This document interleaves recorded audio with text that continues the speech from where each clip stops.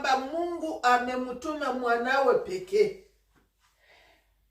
Sasa wewe wakukataa ya kwamba Yesu si mwana wa Mungu, na neno la Mungu linahakikisha ya kwamba ni mwana pekee wa Mungu. Na wakati Mariamu alipata ujumbe, aliambiwa ya kwamba atachukua mimba naye atamzaa mwana, na huyu mwana ndiye atakayekomboa wana wake katika dhambi zao, watu katika dhambi zao. Dhambi zimefunga ulimwengu na watu wengi wamezingatia dhambi. Watu wengi wamekula dhambi kama vile kukula chakula au kunywa maji au kunywa chochote. Hawataki kuziacha. Duniani ni muda wa kupita, ni kupita. Hata ukule namna gani hautamaliza mambo ya dunia. Hata uchezee dhambi namna gani, kuna wakati dhambi nazo zinasema unafika mwisho. Unaweza cheza katika uzinzi, lakini miaka jinsi uko inapita utakuwa mzee, uzinzi nao unakatala, sitaki tena kuzini. Mwili unachoka. Unaweza kuiba miaka ya kutosha, lakini katika uzee mwili nao unasema siwezi kwenda kutoka nyumbani niende na bomoa manyumba za watu. Mwili unachoka. Dhambi zinafunga wengi na zinawakosesha uzima wa milele.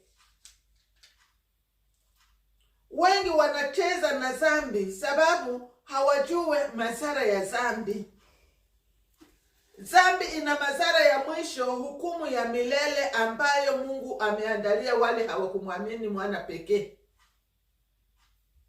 Wale ambao hawatii neno la Mungu na kutembea katika maagizo ya Mungu, kuna hukumu ambayo inawangoja, na itakuwa hukumu ya milele.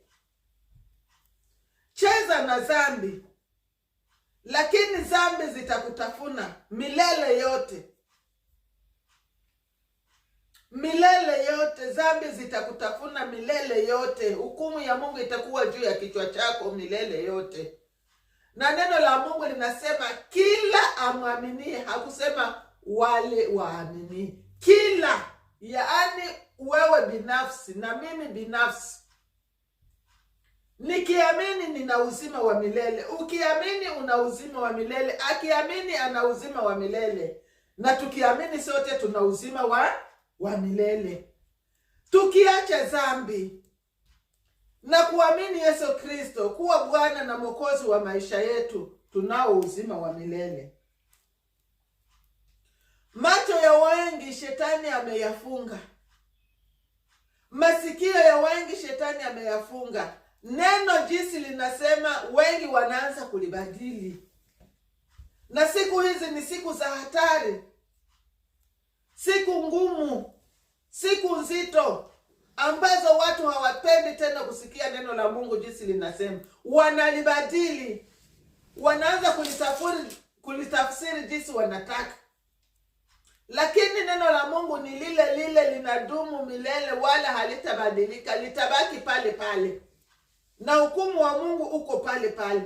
Na ile neno ambalo mtu alisikia, hilo hilo ndilo litamshtaki na ndilo litamhukumu. Sababu haukulitii, sababu haukuenenda katika ile mapenzi ya Mungu. Kwa mfano wa dunia tujifunze, kila mambo ya dunia tujifunze. Hata kwa serikali za dunia hii tunaweza kujifunza hata mambo ya mbinguni. Barabarani kuna sheria. Ukitembea kinyume ya ile sheria unahukumiwa. Unakatwa amande. Hata kama hakuna mwenye anakuona, kuko kamera zenye wanaweka. Na mbinguni sasa itakuwaje? Ikiwa duniani kuna mambo yanatuonyesha mfano wa mbinguni, sasa wa dunia wanafanya hii na wanahukumu watu. Je, Mungu ambaye alituumba na alimtuma mwana wake wa pekee akafa kwa ajili yetu, ataachilia kweli? Kumbuka mateso ambayo Yesu alipata. kubaki uchi mbele za mwanadamu, kupigwa ovyo, kusudi anipate, kusudi akupate. Fikiri kwanza, ingekuwa wewe, upelekwe kama mjambazi, uvuliwe manguo, upigwe ovyo ovyo, uvikwe taji ya miba, tena ubaki uchi mbele za watu.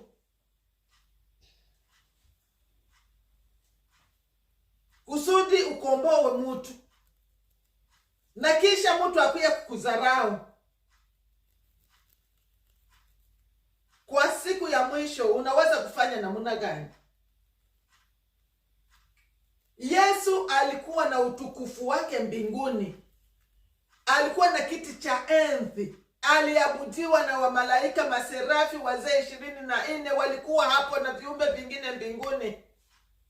Angetaka angebaki na wali, lakini alikumbuka kazi ambayo alichoka kwa ajili ya mwanadamu, kumuumba mwanadamu na sehemu ya umungu ambaye aliweka ndani ya mwanadamu. Akasema, sitaki huyu mtu ambaye niliumba kwa mfano wangu na sehemu yangu iko ndani yake, sharti nimtafute, na yule atakayekubali ataokolewa, atakuwa na uzima wa milele. Na neno la Mungu linatuambia asubuhi ya leo, anayemwamini mwana ana uzima wa milele. Na kumwamini mwana ni kuacha dhambi, utembee katika maagizo ya Mungu, kusudi siku moja uingie mbingu. Usifate mahubiri ya namna. Fata Yesu jinsi neno la Mungu linasema likuongoze. Hakuna mwanadamu wala mhubiri yeyote atakayesimama kwa mlango wa mbingu kupitisha waamini wake aseme, hawa njoo nilifundisha neno. Ni Yesu mwenyewe atakuwa mlango, na Roho Mtakatifu ndiye ataongoza wale wote waliomwamini Yesu Kristo kuwa Bwana na Mwokozi wa maisha yao. Sasa asubuhi ya leo nakuswali ndugu yangu, je, unamwamini Yesu kuwa mwana wa Mungu? Unakubali ya kwamba alikufa msalabani kwa ajili ya dhambi na makosa uliyoifanya? Kama umekwisha kuibwa zamu, rudi tena kwa Yesu, atakupokea. Maana mbinguni wanahitaji wale wenye kutubu na kuacha. Na neno la Mungu linatuambia ya kwamba mtakatifu na azidi kujitakasa, mchafu azidi kuchafuka, na mwenye kudhulumu azidi kudhulumu. Ni mambo matatu. Mtakatifu azidi kujitakasa, yaani uendelee kusikia neno la Mungu na utembee katika maagizo ya Mungu, na kila siku uombe